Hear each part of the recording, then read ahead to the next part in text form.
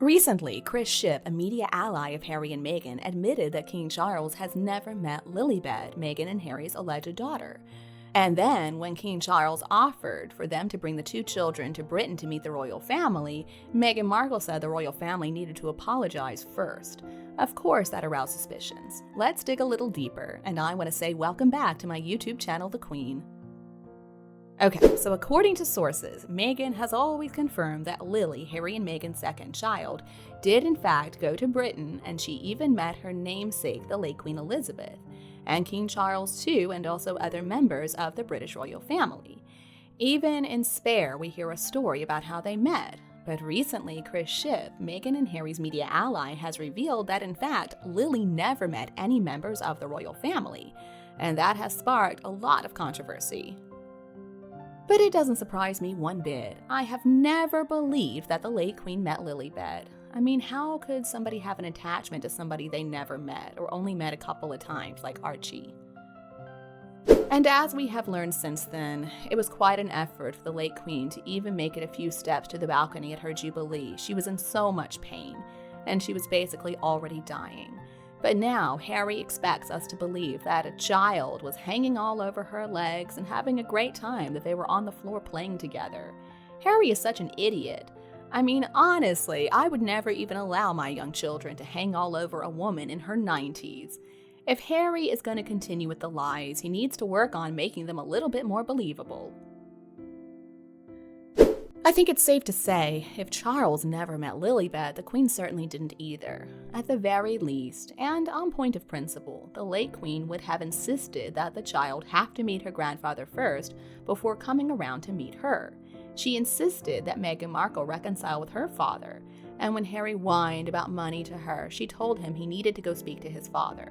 So I think it's obvious that little girl has not met anybody. And Harry told so many lies in his book. That's why the book is never going to win any awards. I have talked about a similar topic before, and I highly doubt that the late Queen cared that much about her new great-grandchildren. And I'm not trying to say that she didn't care, that she didn't love them. But you know, elderly people usually think, what a beautiful baby when they first meet their great-grandchild. And of course, they'll send birthday cards, Christmas cards, and they're happy to see them whenever they have the opportunity to do so. But it's not like they're desperate to spend so much time with them. I mean, a woman in her 90s has seen plenty of babies throughout her lifetime. Old age is exhausting, and sometimes being around little babies is just a bit much for the elderly. And I don't think I have put this as well as I could have. I'm sure most great-grandparents absolutely love getting to meet the new babies in the family, but it's not like there's this desire to spend all their time with them. Now, for a first-time grandparent, yes, of course, but a great-grandparent is a little different. And I would suspect by that time in 2022, the late Queen had put up with enough of Harry and Meghan's antics. I mean, they stole her private pet name, after all. She had so many talks with Harry and Meghan before she took away the patronages, and before she told them they couldn't continue to live as working royals. So the thing is, she wasn't well in the summer of 2022, and what little strength she had left, she focused on her duties.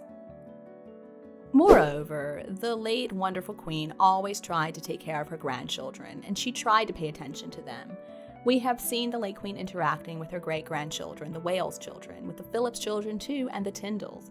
She did spend time with them at Balmoral, and she enjoyed time with the children. She got to know them as people. You can see her interaction with that little Prince Louis at the balcony appearance. That was one of the sweetest things I have ever witnessed. So she was close to some great-grandchildren because she actually got to know them and spend time with them. But Lilibet, even if she did meet with her, it was only one time, and there's no way they could have been close. And I'm sure she loved her just like she loves the other great-grandchildren and grandchildren in the family. But still, it's a real shame that Lily has such a narcissistic witch as a mother, somebody who alienates her from the royal family, and more scary, separates Lily altogether from the outside world.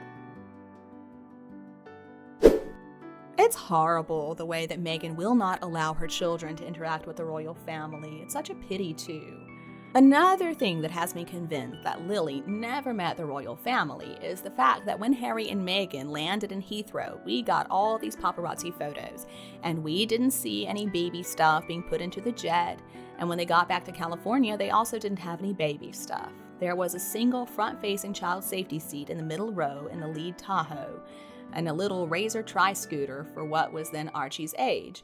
There was a swing that they took from Frogmore and some other equipment. But among all these photos, we didn't get a single shot of a 1-year-old Lilibet.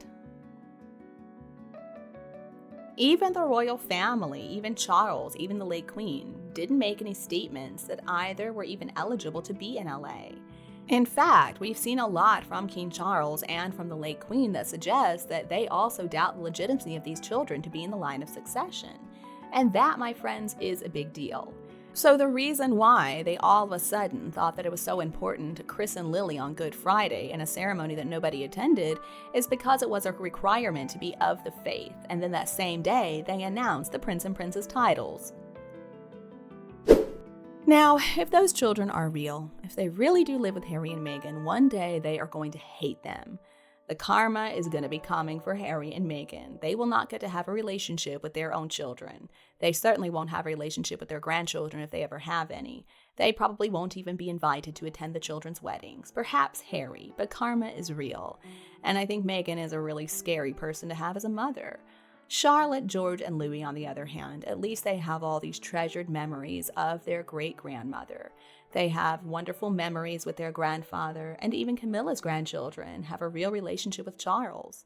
It is really sad to see everything Harry and Meghan have done, and I don't see how it could be worth it. I think eventually Harry is going to come to regret everything he has done since meeting Meghan Markle. And with Archie, I don't know that the story is all that different. I don't know that anybody has met him either. I mean, there are only a couple of photos of the royal family with Archie, and they were really photoshopped. There's the photo of Queen Elizabeth and Doria, and that weird royal christening photo too. But there are no photos at the chapel or with anybody in that photo. You know that Meghan would have pushed baby Archie into the arms of Diana's sister for photo ops, and those photos would have made their way into the media. And what about that weird christening that supposedly took place in Montecito for Lily? Again, supposedly Diana's sisters were there? No, I don't believe it. I mean, there would have been so many photos taken with Diana's sisters holding a baby Lily, but instead we got nothing. So obviously Harry and Meghan are lying once again, and they are trying to scam everybody. This has to be the biggest con ever enacted on the royal family in modern times. Personally, I am convinced that they're lying about the legitimacy of the children. All King Charles really needs to do is say for the kids to be eligible for the line of succession, they have to be educated and they have to grow up in Great Britain. What makes me feel sorry for the kids, though, is that I'm pretty sure Catherine is a remarkable aunt, so loving, so kind, so generous, and William would be such a fun uncle to have too. The photos that she could take of all the King's grandchildren together would be gorgeous. It's really tragic that the children do not have the influence of the Waleses in their lives. Prince Louis is also such a fun cousin. Who wouldn't want to play with that little boy? And I think it's really wrong to dangle access to the children like a carrot in front of the royal family's noses. It's really cold and calculating. And of course, the royal family is not falling for it. Denying the children relationships with their extended family members on both sides is cruel. Playing games with their children has led the royal family and the public to just shrug their shoulders and say, okay, you don't want us to see your kids? Well, fine then. You know what, though? Good luck to Meghan Markle trying to make money off those children when they have kept them hidden away. Clearly, Meghan is the one who will not allow visitation. It's the same as she did to the dying Queen Elizabeth. She is a control freak, and she's also insane. She's supposedly a mother, but she just uses her children as pawns in her games. She is not fit to be a mother. It's sad to me, though, that these children are being deprived of the right to have a relationship with their grandparents. I mean, Meghan is so ungrateful for everything that she's got. She doesn't deserve any of it. Now, I'm a grandparent and I'm a parent, and a big part of the joy of being a grandmother is seeing your offspring now in the parenting role. Well, if we think about the way Harry has proven himself to be an awful person, I don't believe King Charles is so excited to see Harry as a father. Probably Harry is just looking for validation from King Charles. And I also suspect there is a big reason that nobody in the royal family wants to mention those children. And I don't even think surrogacy is the biggest reason. I think there's a big problem, maybe with Archie specifically. And that's why we never see him in the media. We just see these blurry, vague, distant photos. I mean, why are they hidden? And to use Harry's paranoia about the press as an excuse for hiding Archie is something I don't buy. Something is being covered up. And as for Lily, I suspect that either she doesn't exist, or maybe Harry and Meghan never fully adopted her from her surrogate mother. Does anybody, though, believe that Meghan is going to be willing to let those kids go to a country that she cannot control? I don't think so. Now, she might get some kind of weird photos of her children visiting graves, but I'm guessing those wouldn't be worth much. I mean, the children, their existence is shrouded in mystery, and there's fewer than 10 photos between the two of them. So I suspect that's why the family, and more importantly the media, are not sharing a lot about them. It doesn't really reflect poorly on the family or the media. It reflects poorly on Meghan and Harry, because obviously they are still obsessed with trashing and playing games with both. Alright, now I want to talk to you about an equally interesting story regarding the royal family's conflict with Meghan Markle. As we all know, King Charles asked Meghan to come to the UK this summer with the kids.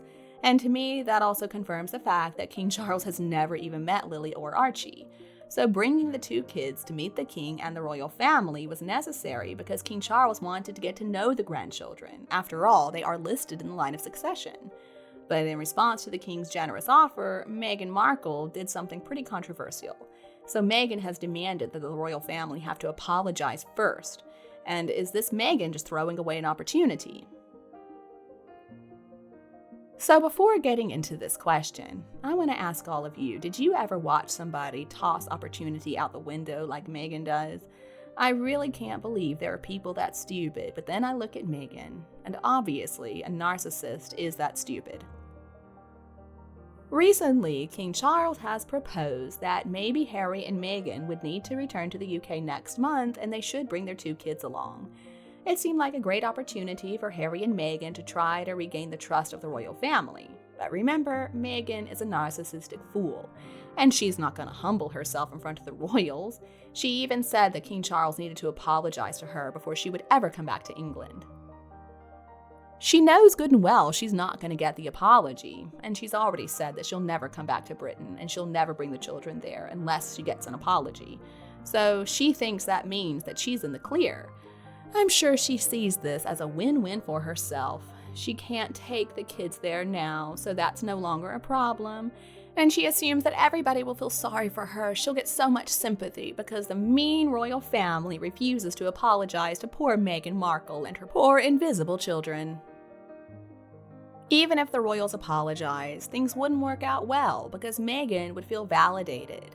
She would feel like she was confirmed to be the world's biggest victim. And if she succeeded in convincing the public that she's a victim, well, she succeeded in life. You know, I would have said, wow, this phony narcissist finally has a little success. And the media would also report on Meghan, and she would get a lot of attention, which is exactly what she wants. I mean, even the fact that the king asked her to please come to the UK and take the kids has become a topic for Meghan to try to stir up some chaos in the media with. Doesn't she even get tired of playing all these games? She's never gonna get an apology, and she knows that. So what does leaking this information really do for her? I would love to have an answer. Maybe Meghan has asked for an apology because the Queen kicked her out of the UK. Wouldn't the Queen also need to be there? I'm sure, though, none of the current royal family members are going to be apologizing to Meghan, and the late Queen wouldn't have done that either. It's a moot point. We all know this apology is just an excuse to keep Meghan far away. I'm guessing even Harry doesn't understand what the apology is supposed to be for. And that's why he just went with the phrase, they know what they have done. Harry couldn't even remember what the issue was. And sometimes, I know some of you are going to disagree with me, but sometimes I still do feel a little bit sorry for Harry because he married Meghan. Meghan Markle, everything she does is very calculated. She knew what she was doing. She manipulated him. So I think Meghan would see all this asking for an apology as a win-win situation for her, because she only cares about herself. She is dangerous. There is also a point where narcissists begin to realize that their little games are not working anymore, and so they switch strategies. The royal family is not going to apologize. So she's going to say that she wants an apology, and that's a way of her announcing, oh, the family hurt me and I'm a victim. This is ridiculous though. The public is never going to trust her again. She needs to start coming up with some new excuses pretty soon, or nobody's going to be interested in her. At this point in time, nobody's interested in her anyway. The truth is you can only keep paid fans around for so long. And that's not gonna mess with the royal family. Meghan Markle is insane, but she's not really having any effect on the royals. Meghan will never admit that the royal family kicked her out, and the royal family doesn't care about her. They know they're dealing with some unhinged individuals. Meghan also refuses to admit that she's scared of being booed by the public. So instead, she's gonna blame the royal family for not caring about her, for misleading her. But anyway, I'm done with talking about apologies. It's getting boring. Instead, let's talk a little bit about the past. Let's talk about the time when Harry and Meghan left England and the royal family. Well, it's been 4 years. Meghan had meetings before ever being married to Harry, and that she was planning to come back to Hollywood after her 72 days spent as a working royal. Meghan and Harry are now supposedly stronger than ever since they left their royal roles. Their favorite cheerleader, Omid Scobie, said that Harry and Meghan are thriving since they stepped back from their royal duties and moved to the US. Scobie said, "They seem to be existing in a different place, and that place is much healthier." Meghan famously spoke about how it was not enough to survive. We are now in the Thrive chapter. The language here might be a little vague, but the Thrive chapter, I guess, does have a ring to it. Supposedly, Harry is no longer held down by the mentality of other working royals. Instead, supposedly, Harry has found a supportive partner in Meghan Markle, somebody who fights for Harry's rights, and that has emboldened him, according to the source. But there's more. Meghan Markle is removing herself from the royal family's drama, according to a report. Speaking with People magazine, Omid Scobie went into detail about how Meghan Markle is trying to move on from past turmoil, but Harry still has some loose ends to tie up with his family. According to Scooby-Doo, Meghan is moving on. Meanwhile, Harry still has unfinished business. Okay, then, I guess Meghan is just encouraging her idiot husband, and she's not bothered at all. She's left the drama behind. No, I don't think so. And what is she insisting on an apology for anyway? What, should they apologize for that wedding that was worth 30 million pounds? Should they apologize for the hug that Catherine didn't want? Could it be an apology for all the employees that Meghan Markle scared away? It's ridiculous. Meghan Markle has no reason to insist on any apology from the royal family. Meghan is the one who should be apologizing. It's a liar's gambit, though, that she's playing. She's a liar. She exaggerates. She loves to create a narrative so complicated that she can't keep up with her lies. And I'm guessing she doesn't want to go back and face the consequences of her actions. So she's asking for something that she knows she'll never get. And that gives her the perfect excuse to stay put in California. The reality is, she owes so many apologies. She really is a nasty piece of work. The royal family gave Meghan and Harry so many privileges, so many opportunities. And the more Harry and Meghan talked and shared their truth, the more they went to the courts, the more they filed lawsuits, the more reports got exposed to the public, which showed how much the royal family tried to help them. It just makes the two of them look like a couple of spoiled toddlers instead of adults who experience real difficulties. So that's the reason their reputations are in the gutter. It's their own fault. And I think the royal family was way too tolerant with them.